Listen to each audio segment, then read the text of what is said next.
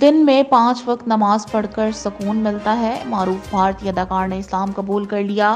Vivian Dsena ने मकबूल तरीन TV ड्रामों में काम किया, जिनमें प्यार की ये एक कहानी, मधुबाला, शक्ति और सिर्फ तुम समेत दीगर शामिल हैं। भारतीय टेलीविजन इंडस्ट्री के मारूफ अदाकार विवियान डिसेना ने इस्लाम कबूल कर लिया। भारतीय मीडिया रिपोर्ट्स के मुताबिक विवियान डिसेना काफी अरसे से स्पॉटलाइट से दूर थे। इनके हवाले से ना कोई खबर सामने आई थी और ना ही इन्हें ड्रामों में देखा गया। अफवाहें थी कि अदाकार ने अपना मजहब तब्दील कर लिया है, लेकिन अब उन्होंने इसकी तस्दीक कर दी है। हाल ही में भारतीय मीडिया को दिए गए इंटरव्यू के दौरान विवियान ने इंकशाफ किया कि उन्होंने 2019 में रमजान मुबारक के महीने में इस्लाम कबूल किया था और तब से लेकर अब तक वो इस्लामी तर्ज पर जिंदगी बसर कर रहे हैं।